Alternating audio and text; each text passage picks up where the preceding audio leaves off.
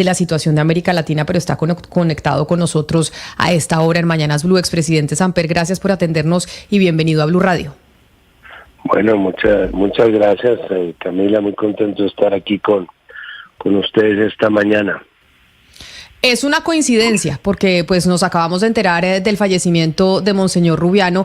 Queremos hablar con usted precisamente sobre la situación de América Latina por cuenta de lo que usted escribió la semana pasada de cómo está el vecindario, pero pues, expresidente, no puedo tenerlo en la línea y no preguntarle precisamente por Monseñor Rubiano y lo que significó en su momento de actividades políticas y siendo un contradictor importante a lo que pasó durante su gobierno cuando usted estaba en la Casa de Nariño. Sí, Camila, yo pues obviamente lamentar la muerte de Monseñor Rubiano, como lamenta uno la muerte de todas las personas que se nos están yendo. Tengo recuerdos, por supuesto, agridulces sobre nuestra relación. Al comienzo del gobierno fue una relación muy fluida, inclusive de confianza, casi que confesional. Posteriormente él tomó partido en la disputa de la financiación de mi campaña. Hubo gente que estaba en mi campaña que sacó una alusión diciendo que el elefante Rubiano es tu hermano, cuando se descubrió que había un hermano del que estaba involucrado en actividades del narcotráfico internacional. Pero tengo también el grato recuerdo de que ya ha pasado todos estos episodios en una reunión social de una persona amiga de los dos, pues tuvimos oportunidad no solamente de recordar, sino hasta de reírnos juntos de todo lo que fue ese episodio. Y yo le dije de manera tajante que lo que no le perdonaba es que ofendiera a los elefantes de esa manera, que los elefantes no era como los pintaban. Y ahora fíjense, estoy defendiendo yo también a los elefantes, pero los del África, los que están en este momento masacrando en los circos y en los zoológicos. De usted siempre hemos sabido que tiene muy buen sentido del humor. Lo que no sabíamos es que el cardenal Rubiano, después de ya retirado, tuviera también ese buen sentido del humor. Qué bueno que nos cuenta esto, expresidente Samper.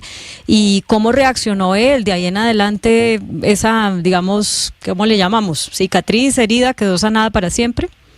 Yo creo que sí. Yo creo que el país tiene que superar esas dificultades. Por supuesto que hay brechas que son insuperables, pero este tipo de circunstancias que lo van uniendo o alejando a uno en la vida, pues tenemos que aprender a separarlas y a dejarlas atrás y encontrar nuevas formas. Y como les digo, en esta última oportunidad que nos dimos, tuvimos oportunidad de recordar, digamos, los episodios un poco en tono burlón y un poco dentro de este ambiente, digamos, de reconciliación, si se puede emplear el término que les cuento.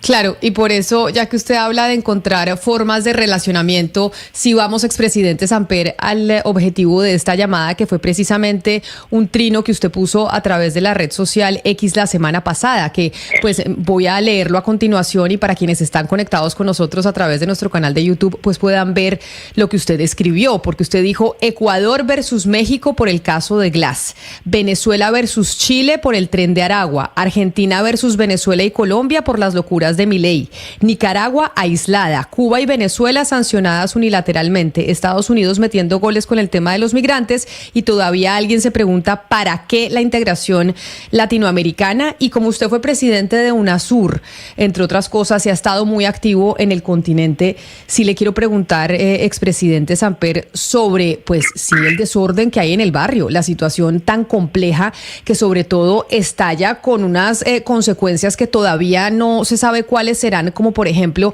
esa tensión entre México y Ecuador por la decisión del presidente Noboa de entrar a la embajada de México en ese país a sacar al ex vicepresidente de Rafael Correa. ¿Hacia dónde va América Latina en ese sentido? Sí, realmente la situación es dramática. Nunca había sido tan importante la integración latinoamericana como ahora, y nunca habíamos estado tan desintegrados como ahora. Llevamos 5 o 6 años durante los cuales se rompieron mecanismos de integración como podía ser UNASUR o Mercosur. La CELAC pues es un organismo sin dientes porque no tiene secretaría, no tiene equipos que la apoyen. Entonces la región está en una situación dramática, tan dramática que fíjense ustedes la cifra que a mí más me conmueve: el 32% de los muertos de la pandemia fueron latinoamericanos, cuando representamos apenas el 8 o el 9% de la población latinoamericana. Es decir, ¿qué hubiera pasado si hubiéramos estado integrados en la época de la pandemia, en la capacidad de comprar vacunas consolidadamente, inclusive de explorar nuestra propia producción de vacunas? Y todavía, hablando de pandemia, todavía América Latina no ha recuperado los niveles de pobreza y de desempleo que tenía cuando empezó la pandemia. Todo esto, a mi juicio, es producto de la desintegración. Pero a ver, la pregunta que yo le hago, expresidente, es cómo esa desintegración se pudiese ir arreglando en el momento en el que los gobiernos asumen sus responsabilidades. Venezuela dice que el Tren de Aragua es un invento de los medios de comunicación. Venezuela dice que las sanciones son las que están impulsando que haya un éxodo masivo de migrantes, que al día de hoy ya suman 120.000 por los que han pasado por el Darién. Venezuela no asume la responsabilidad de sus problemas. La pregunta es, ¿debe Venezuela, así como Nicaragua, así como Argentina, como Colombia, empezar a reconocer sus problemas para lograr esa unificación y no evitarlos? Yo creo que es un poco un dilema de huevo o gallina. Yo diría que precisamente el objeto de escenarios como el de UNASUR, por ejemplo, que es del cual puedo hablar porque fui secretario, en casos como el que se presentó en México, por ejemplo, en la Embajada de México, o las diferencias que puede tener Venezuela con Guyana, para poner un tema mucho más profundo, pues en esos casos simple y sencillamente se convocaba al Consejo de Cancilleres de UNASUR, y en ese consejo se tomaban las medidas o se daban las explicaciones y se recibían los agravios que hoy día se están tramitando lamentablemente a través de las redes. Es que la otra epidemia que hay en América Latina, además del COVID, que fue terrible, es la epidemia de la polarización ideológica. Es que la gente se está dividiendo alrededor de ideologías, cuando precisamente la integración consiste en la posibilidad de acercarnos políticamente a pesar de nuestras diferencias ideológicas. Claro, pero ahí lo interrumpo, expresidente, porque le hablo a un venezolano, y cada vez que un gobierno de izquierda o de derecha dice algún problema de Venezuela que afecta a la región, es tildado de palangrista, de arrastrado del imperio, de izquierda débil. No se le puede decir absolutamente nada a estos regímenes. Venezuela, Bueno, Cuba, no Nicaragua, sé. Argentina. La pregunta es, ¿usted cree que también desde la otra parte tiene que ser receptivos a los comentarios? Hablando del ejemplo de Venezuela, por ejemplo. Claro, pero usted que hasta no sé cuánto tiempo llevará en Colombia, y bienvenido, pues también ha visto que aquí cada vez que hay un pronunciamiento a favor de Venezuela, entonces hacen que este es un castrochavista entregado. Es esa ideologización, y no pongamos solamente el caso de Venezuela, es que podemos hablar del caso de las diferencias con Argentina, los insultos al presidente Petro recientes, o podemos hablar de las diferencias que hay hoy día en el Perú, que prácticamente es un país que está en condiciones de inviabilidad política, lo que está pasando entre Haití y República Dominicana. Mi posición es que no tenemos escenarios en los cuales podamos tramitar nuestras diferencias al margen de nuestras credos ideológicos. Ese es el problema que se está presentando precisamente hoy día en América Latina. Claro, expresidente, y justamente por eso quiero preguntarle entonces cuál puede ser una salida, porque a lo mejor pues es que los multilaterales ya se desgastaron, mucha gente, y además vienen desgastándose desde los que son más grandes que de América Latina, que usted ya mencionó. La gente no cree en Naciones Unidas, o la gente no cree en la OEA, por ejemplo, que es de ya muchas décadas. Entonces, crear otro multilateral pues va a caer en lo mismo, se van a juntar solo los que piensan de izquierda o solamente los que piensan de derecha, y entonces eso no va a funcionar. ¿Cuál puede ser una salida desde su experiencia? Bueno, mi Yo creo que el hecho de que existan bloques regionales es positivo. O sea, los países deberían comportarse en Naciones Unidas como las bancadas de los partidos. Por ejemplo, en la Organización Mundial de la Salud todavía funciona un cierto principio de unidad latinoamericana frente a pronunciamientos relacionados con la salud global. Y eso es bueno. Lo que no está funcionando es la capacidad de acción de esos organismos. Y empiezo, por supuesto, desde Naciones Unidas. Es increíble que frente a los hechos, por ejemplo, de Gaza, que es una verdadera tragedia humanitaria, mírese donde se mire, los únicos países que han levantado una voz que ha sido escuchada diciendo cosas importantes o acciones importantes, pues han sido Chile y Colombia, en el caso de América Latina, y la demanda que hizo Sudáfrica. Eso no quiere decir que nosotros debamos permanecer desintegrados, al contrario. Yo creo que se está produciendo un fenómeno de reintegración, que ahora que viene esta semana el presidente Lula a Colombia, gracias a la acción del presidente Lula, por lo menos en Sudamérica ya hay 8 o 9 de los países que integraban UNASUR cuando yo dejé la secretaría, que han aceptado regresar a UNASUR y se está estudiando una posibilidad de convergencia. Lo mismo se debería hacer con Mercosur y una convergencia de todos los organismos de integración que andan dispersos. Claro, pero usted dice ya hay 8 países que están en esa intención de regresar a UNASUR y que es importante generar un bloque regional de América Latina. Pero ¿es posible generar ese bloque cuando hay tantas diferencias que usted mismo enuncia a través de ese trino que puso la semana pasada, cuando pues sería muy difícil que se pudiera llegar a tener un bloque entre Argentina y Colombia, o entre Colombia y el de Salvador, por ejemplo, o que incluso haya algún acuerdo entre Chile y Venezuela cuando el presidente Boric ha sido tan crítico del régimen de Nicolás Maduro? ¿Usted sí cree que ante esas diferencias que hoy se encuentran entre los diferentes políticos del continente, eso es factible? Es que la integración no es para esconder las diferencias. La integración es para solucionarlas, y solucionarlas a partir del reconocimiento del otro, de que el otro puede tener razones, pero en el caso de UNASUR, por ejemplo, UNASUR logró establecer diálogo entre Bolivia y Chile alrededor del tema del mar, entre Venezuela y Guyana a partir del Esequibo. La diferencia es que ese tipo de contradicciones no se resuelvan a través de los medios o a través de las redes, o incrementando la polarización o recurriendo a los insultos, sino que se puedan resolver a través de escenarios institucionales. Les pongo un ejemplo. Cuando hubo la intención de Colombia de poner 6 bases militares en la frontera con Venezuela, que hubieran sin duda desatado un conflicto militar entre Venezuela y Colombia, en ese momento operó el Consejo Suramericano de Defensa. Se reunieron todos los países suramericanos, incluido Colombia y Venezuela, y se tomó la determinación de que no habría bases militares extranjeras en esta región del mundo. Yo creo que ese tipo de decisiones solamente se pueden tomar a través de canales diplomáticos, de sitios en los cuales se puedan resolver tranquilamente las diferencias. A ver, yo quiero referirme al uso del asilo como una piñata en América Latina. Se ha desvirtuado el uso del asilo político, que tal vez fue muy importante durante las dictaduras de la década del 50 y del 60 en esta parte del mundo. Por ende, ocurre lo que ocurrió en Ecuador. Por ende, está la situación en Panamá con respecto al expresidente Ricardo Martinelli. Tanto Jorge Glass como Martinelli fueron condenados por la justicia.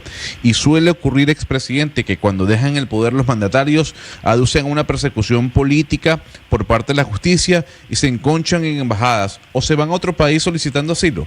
La pregunta es, ¿usted cree que el asilo en América Latina se ha desvirtuado y que esa posición y esa opción que tienen algunos se debe revisar? Bueno, yo creo que usted está mencionando la soga en la casa del ahorcado, porque si algún país ha contribuido en América Latina a fortalecer la figura del asilo como un derecho internacional, ha sido Colombia. Nosotros vimos el caso de Haya de la Torre, que terminó en la sentencia de la Haya, que trazó todas las características y las condiciones del asilo político, que es hoy día una figura mundialmente reconocida. Ahora, es muy difícil establecer la diferencia entre delitos comunes y delitos políticos. Como no se trate de casos de delitos de lesa humanidad, pues de todas maneras hay una confusión sobre cómo la justicia en un país puede comenzar a actuar políticamente y llevar eso hasta producir consecuencias políticas, como pudo ser el caso de Lula. Hubiera sido presidente hace 4 años, nos hubiéramos evitado pasar por lo que fue el desastroso gobierno de Bolsonaro, si no hubiera habido toda una maquinación política que fue descubierta hace 6 meses o totalmente resuelta por la Corte Suprema de Justicia de Brasil, pero que le costó la presidencia a Lula hace 4 años. De tal manera que este tema del lawfare, que es el de la judicialización de la política contra gobiernos de derecha o contra gobiernos de izquierda, pues es distinta a la figura del asilo, que es simplemente el derecho que tiene una persona a que sea respetado su debido proceso, inclusive a través de la participación de un país que le da el asilo, como en el caso de Jorge Glass y México.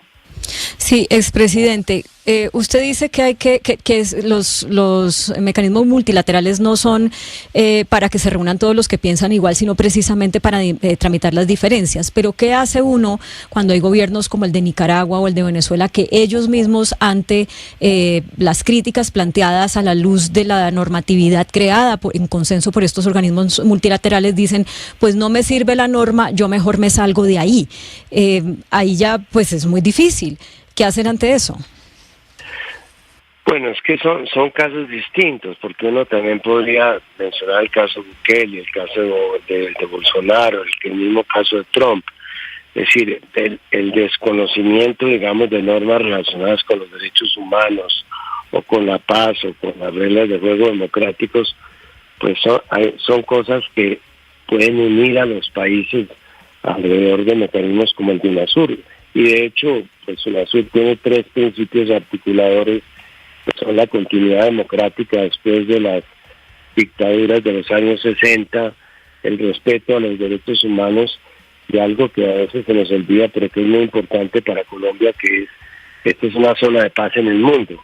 No es que aquí no haya conflictos, pero no hay conflictos territoriales, ni conflictos étnicos o religiosos como los que sí existen, por ejemplo, en Europa. De tal manera que a partir de un consenso sobre temas fundamentales, los países comienzan a tramitar sus diferencias. No es que no las tengan, o que las tengan que callar, o que se terminen con el solo hecho de entrar a un mecanismo multilateral. Pero yo quiero que comparen, por ejemplo, lo que es el caso de UNASUR con el caso de Europa. Europa tiene 34 países que hablan distintas lenguas. Nosotros tenemos 30 países que hablan la misma lengua. Es increíble que no seamos capaces de sentarnos en una misma mesa sin traductores a hablar de nuestras diferencias, inclusive diferencias como las que pueden en este momento separarnos de Nicaragua o de El Salvador. Expresidente Sampersi, yo le quiero preguntar sobre esas diferencias, porque aquí estamos hablando de hablar un mismo lenguaje, pero el mismo lenguaje no es solamente el español. Usted mismo estaba diciendo que en UNASUR había asuntos como la continuidad democrática y el respeto a los derechos humanos. Y en ese sentido le quiero preguntar por el papel del presidente Petro frente a las elecciones en Venezuela. Hace poco fue y se vio con Nicolás Maduro, y el presidente Petro dijo que había estado con Maduro y que había estado con la oposición. En realidad no estuvo con la oposición, que ha sido perseguida, no se manifestó con respecto a Corina Lloris, a lo que pasó, que no la dejaron inscribir. ¿Usted no cree que en esa visita a Maduro el presidente Petro desperdició una oportunidad de oro en esta intención que tiene él de convertirse en un líder regional o mundial, y que lo que hizo fue dejar pasar algo que realmente no tiene presentación? No estoy de acuerdo contigo, porque yo creo, al contrario, a mí me parece que no ha debido pronunciarse sobre la situación de las elecciones en la forma en que lo hizo, porque de alguna manera lo que ha conseguido el presidente Petro, ustedes lo saben muy bien porque son periodistas, ya no está haciendo el seguimiento, es que se sentaran en México las bases para un diálogo para la redemocratización o para que Venezuela continúe en el camino de la democracia. Esto que es muy importante, el nombre de María Corina, la conozco, etcétera. Cuando estuve en UNASUR estuve muy cercano a todo ese proceso. Pero también hay una plataforma que fue la que de alguna manera le entregó su confianza a María Corina, en la cual hay personas que son muy respetables, venezolanos que son muy respetables. He tenido la oportunidad de hablar con varios de ellos aquí en Colombia y me parece que el presidente Petro de alguna manera está cumpliendo un papel muy importante, que es ver cómo se da el proceso en Venezuela. Porque es que además del caso de María Corina, hay una circunstancia que es muy importante en Venezuela, que es que Venezuela está llena de sanciones. Y es muy difícil hacer unas elecciones con sanciones en la nuca. Nadie puede hacer unas elecciones que le pongan una escopeta en la nuca. Si en este momento a Colombia, Estados Unidos viniera y dijera, bueno, quedan cerradas todas sus cuentas, quedan eliminados todos sus aranceles, nadie puede hacer transacciones con usted, y se produce la crisis social que estamos viviendo en Venezuela, pues sería muy difícil hacer unas elecciones en igualdad de condiciones. Y eso es lo que creo que el presidente Petro debe interpretar, ese diálogo entre los Estados Unidos y México y Venezuela, para que no haya sanciones, para que de alguna manera se renuevan las sanciones. Y algo muy importante que ustedes ya entenderán cuando pasen las elecciones, y es que yo creo que hay que restablecer el equilibrio de poderes en Venezuela, y creo que el compañero venezolano estará de acuerdo en eso. Nada sacamos con que pasemos de blanco a negro y no hay un reequilibrio de los poderes en Venezuela. Es lo que se tendría que hacer antes de elecciones, para que no haya un ganador absoluto y un perdedor absoluto, sino que el que pierda sabe que tiene las garantías para ejercer la posición, y el que gane sabe que no puede utilizar el gobierno en su propio beneficio. Claro, pero entonces usted, expresidente Sarper, coincide con ese argumento que dan desde Venezuela, que la razón por la cual están en lo que están son por las sanciones latinoamericanas, que la situación económica obedece realmente a las sanciones que se impusieron y no hay ningún tipo de de análisis personal de la nación, de que acá ha habido un gobierno que lleva años en el poder y que es responsable de la situación económica que han vivido y de la migración que estamos viendo nosotros incluso pasar por el Darién colombiano? Bueno, de hecho sí, obviamente sería absurdo negar que hay una relación entre la situación social que está viviendo Venezuela y los flujos de migración tan grandes que se están produciendo. Es decir, nadie se va de su casa por voluntad propia. La gente se va por un desastre natural o por un conflicto político como los que hemos vivido en Colombia, o se va por circunstancias económicas. Creo que la mayor parte de los migrantes venezolanos que quieren a Venezuela es un país entrañable, donde no ha habido un conflicto interno como el de Colombia, ni un desastre natural como el de un volcán o un huracán. Pues se están viendo por situaciones económicas y sociales, y eso se puede arreglar fácilmente si hay un acuerdo para que le permita a Venezuela recuperar su estabilidad económica, no solamente con este gobierno, con cualquiera de del gobierno que resulte elegido en las elecciones del próximo mes de julio. Y lo digo con énfasis porque yo creo que tampoco es que haya ganado el presidente Maduro en Venezuela, no, las encuestas muestran que hay una competencia muy importante con la oposición. Uno quisiera que fuera o aquello en la oposición, perfecto, pero hay gente importante en la oposición que eventualmente podría liderar un nuevo gobierno. Así es que creo que para ese nuevo gobierno, independientemente de quien sea, hay que remover el tema de las sanciones, porque Venezuela no puede seguir en esta situación, que le quitaron prácticamente 200 mil millones de dólares con las sanciones. Tiene que haber un pacto entre ellos, gobierno y oposición, para que el que gane y el que pierda sepan que están en un libre juego.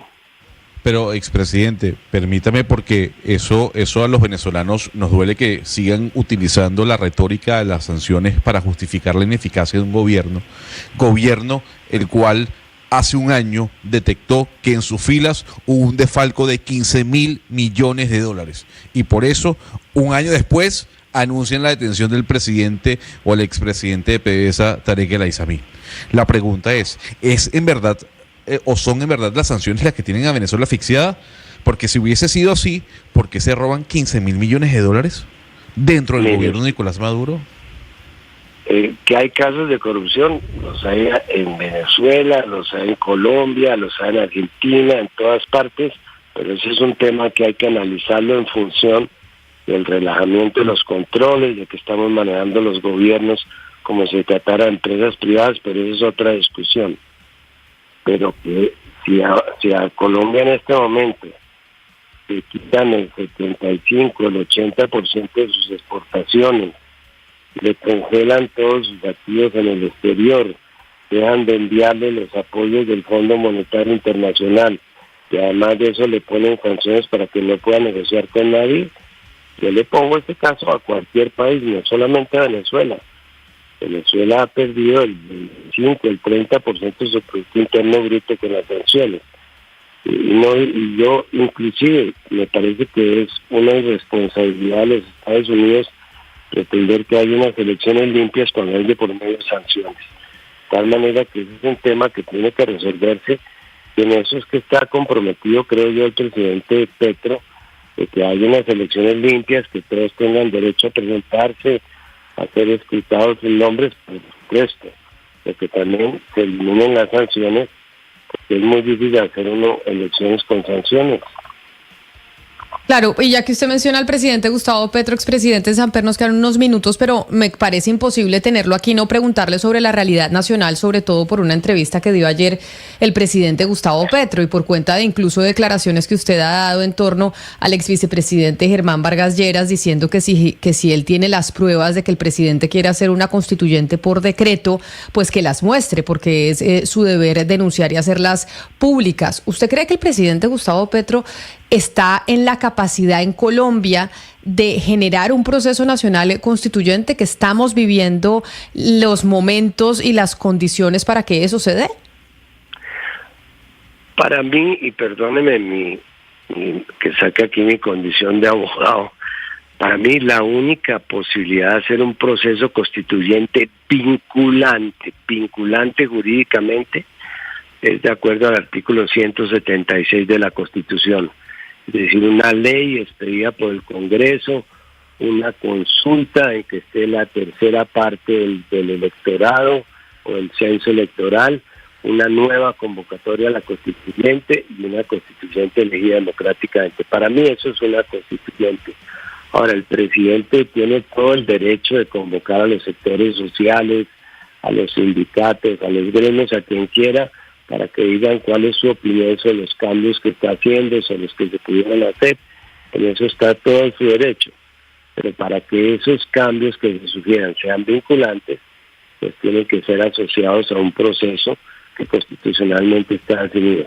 También soy consciente de que no es bueno que sigan tratando de poner al presidente contra las cuerdas y limitándole el poder por un lado o por el otro. Me parece que eso no es bueno para el país. Lo mejor sería que volviéramos a la tesis del acuerdo nacional, a través del cual pudiéramos, como hemos hecho en Colombia desde los últimos 50 años, convenir unos temas de fondo, los que podrían estar en la constituyente, sí, el reordenamiento territorial, por supuesto, las normas ambientales, por supuesto, la justicia, de acuerdo. Que pongamos de acuerdo sobre eso y tratemos de sacarlo, obviamente respetando la Constitución. Hasta el momento el presidente no se ha salido del estadio, ha respetado la Constitución, ha respetado los partidos, ha respetado los árbitros, ha respetado las normas arbitrales. Espero sinceramente que no se salga, y si no se sale, que termine su periodo, por supuesto. Claro, mire que la semana pasada nosotros hablamos con algunos de quienes convocaron en su momento en 1990 la séptima papeleta, tratando de hacer un análisis de si aquí se estaba tratando de gestar un ambiente similar al que se vivió en ese año, entre otras cosas por lo que vimos en la Universidad Nacional, como incluso los estudiantes salieron a marchar pidiendo constituyente universitaria y como si bien pues usted nos pone sobre la mesa el argumento de abogado que solo a través de ese artículo de la Constitución se puede convocar una Asamblea Nacional Constituyente, ¿usted no cree que podrían hacerlo también a través, por ejemplo, de los estudiantes y que lo de la Universidad Nacional la semana pasada fue un ejemplo de ello, que se empiece a gestar una situación social de tal manera que llevaría a que la justificación podría ser ese inconformismo estudiantil y vivamos algo que ya vivió Colombia pues años atrás, cuando se dio la Constitución del 91? Pero en esa época, Camila, la diferencia es que no existía la Constitución del 91. Esta Constitución estableció unas reglas de juego diferentes para cambiar la Constitución. Y esas son las reglas que hay que respetar. En esa época existió una Corte Suprema, en medio del asesinato de Luis Carlos Galán, el narcotráfico se estaba apoderando del país, eran otras circunstancias, pero en ese momento la Corte de la época legitimó todos estos movimientos sociales que dando la capacidad de cambiar la Constitución. La Corte de hoy no podría hacer eso ni siquiera, porque ya hay unas reglas que están establecidas. Repito, eso no quiere decir que el presidente no tenga razón en que este país no puede seguir rechazando un cambio, unos sectores metidos dentro de sus privilegios, que hay gente que necesita que le den apoyos en materia de salud, de educación y de vivienda. Es legítimo que él se preocupe porque fue elegido para eso. Pero los caminos están establecidos. Ojalá que encontramos una manera de que esos anhelos de cambio tengan una expresión constitucional.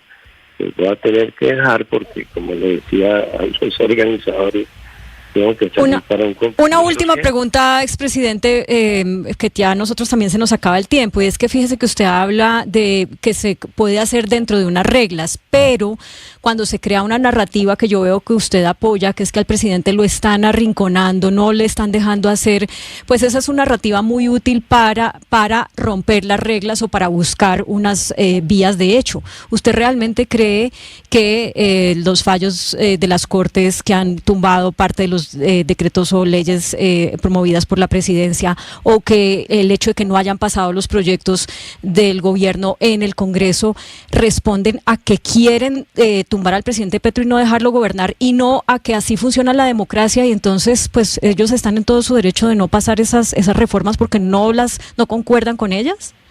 Le estás haciendo una pregunta especulativa, a pesar de lo cual contesto. Una cosa son los fallos de las Cortes que tienen que ser respetados, y otra cosa son movimientos políticos, como por ejemplo hundir toda la reforma de la salud, pretendiendo que con eso se va a acabar el cambio en la salud. Me parece que esos son dos temas distintos. Hay que hacer, la oposición tiene que ser tan transparente y tan institucional como debe ser el gobierno.